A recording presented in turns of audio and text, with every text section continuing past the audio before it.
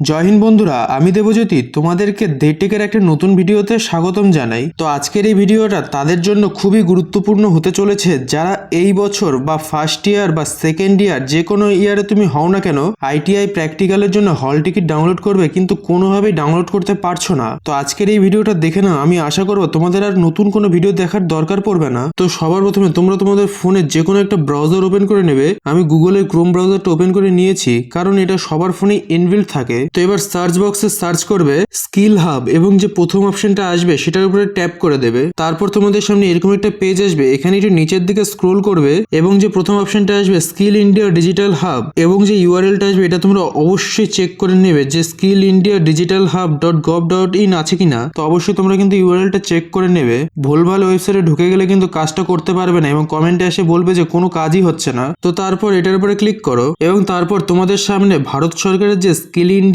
পোর্টালটা রয়েছে সেটা কিন্তু তোমাদের সামনে ওপেন হয়ে যাবে এবং এই কাজটা করার সময় তোমরা অবশ্যই থ্রি ডটসে গিয়ে এখানে যে ডেস্কটপ সাইটটা রয়েছে এটাকে অবশ্যই অন করে নেবে। তো তারপরে এখানে যে প্রোফাইল আইকনটা রয়েছে এটার উপরে ক্লিক করো এবং এখান থেকে লগ ইনটাকে সিলেক্ট করো। তারপর তোমাদের সামনে এইরকম একটা স্কিল ইন্ডিয়া ডিজিটাল হাবের একটা পপ আপ আসবে। এখানে তোমরা নানা রকম অপশন দেখতে পাবে, যেমন learner, participate, partner, ডিজিটি ecosystem, ITI result. তো এখান থেকে তোমরা ডিজিটি ইকোসিস্টেম যেটা রয়েছে এটাকে সিলেক্ট করে নেবে। তো এই লোডিংটা হতে একটু সময় লাগবে এবং তারপর তোমাদের সামনে একটা নতুন পেজ আসবে এবং এখানে যে উপরে থ্রি ডটসটা রয়েছে এটার উপরে তোমরা এবার ক্লিক করবে। ক্লিক করার সঙ্গে সঙ্গে এরকম একটা স্লাইড পপ আপ আসবে। এখান থেকে যে লগ ইন বাটনটা রয়েছে এটার উপরে এবার তোমরা ক্লিক করবে। তো এরপরে এরকম একটা পপ আপ আসবে যেখানে লেখা থাকবে সিলেক্ট স্কিম সিটিএস সিআইটিএস। তো সিটিএসটাকে তোমরা কিন্তু অবশ্যই সিলেক্ট করে নেবে এবং একটু নিচের দিকে তোমরা দেখতে পারবে ট্রেনি লগ ইন। তো এই ট্রেনি লগ ইনটার উপরে ক্লিক করবে। ক্লিক করার পরে এরকম একটা পপ আপ আসবে। এখানে তোমাদেরকে প্রথমে বসাতে লাগবে তোমাদের যে পার্মানেন্ট রেজিস্টার নাম্বারটা রয়েছে সেটা এবং নিচে বসাতে লাগবে তোমাদের যে ডেট অফ বার্থ রয়েছে সেটা। তো অনেকেই জানে না যে তাদের পার্মানেন্ট রেজিস্টার নাম্বারটা কোথায় রয়েছে। তো এটা তোমরা তোমাদের কলেজে গিয়ে শুনে নিতে পারো অথবা তোমাদের কলেজ থেকে যে আইডেন্টিটি কার্ডটা দেওয়া হয়েছে সেখানেও দেখবে তোমাদের পার্মানেন্ট রেজিস্টার নাম্বার রয়েছে।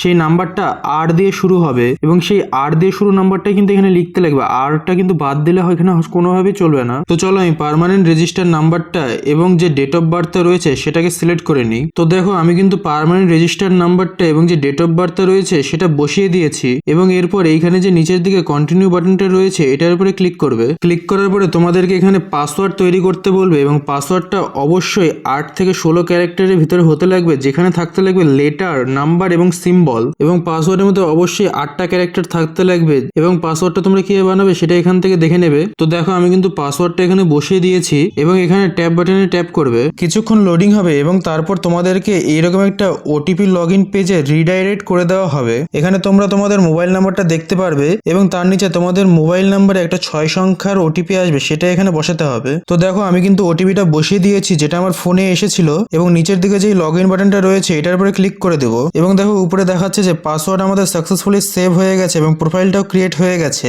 এবং তারপর আমরা এই সিটিএস প্রোফাইলে রিডাইরেক্ট হয়ে যাব। তো এখানে কিন্তু তোমরা তোমাদের বায়োডাটা পেয়ে যাবে, যেমন কোর্স ডিটেলস, অ্যাপ্লিকেশন ডিটেলস, আরো যে অন্যান্য ডিটেলস গুলো রয়েছে এখানে তোমরা সবকিছু পেয়ে যাবে। তো এবার তোমরা উপরে দেখতে পারবে এটা 3 ডট না কিন্তু 3 লাইনটার উপরে ক্লিক করবে এবং তারপর তোমাদের সামনে এরকম একটা স্লাইড পপ আপ আসবে। এখানে তোমরা একটু নিচের দিকে দেখতে পারবে যে প্র্যাকটিক্যাল এক্সামিনেশন, এটার উপরে ক্লিক করবে। তারপর এরকম প্র্যাকটিক্যাল এক্সামিনেশনের একটা পেজ তোমাদের সামনে আসবে। এখানে তোমরা exam type, plot number, ITI code, ITI name, academic ইয়ার এবং প্র্যাকটিক্যাল এক্সাম ফি স্ট্যাটাস, এটা পেইড রয়েছে কিনা এটাও দেখতে পারবে এবং এই অ্যাকশন টেক্সটের নিচে তোমরা 3 ডট একটা দেখতে পারবে। তো এটার উপরে ক্লিক করবে। ক্লিক করার সঙ্গে সঙ্গে এরকম একটা বাটন তোমাদের সামনে আসবে, ডাউনলোড প্র্যাকটিক্যাল হল টিকিট। তো এটার উপরে ক্লিক করবে এবং সঙ্গে সঙ্গে তোমাদের সামনে প্র্যাকটিক্যাল এক্সামিনেশন হল টিকিট চলে আসবে। তো এটাকে প্রিন্ট আউট করে নিয়ে তোমরা কলেজে চলে যাবে পরীক্ষা দিতে। তো তোমাদের মধ্যে অনেকেই রয়েছে যারা এত ঝুটঝামেলা করে ডাউনলোড করতে চাও না বা ডাউনলোড করতে পারছো না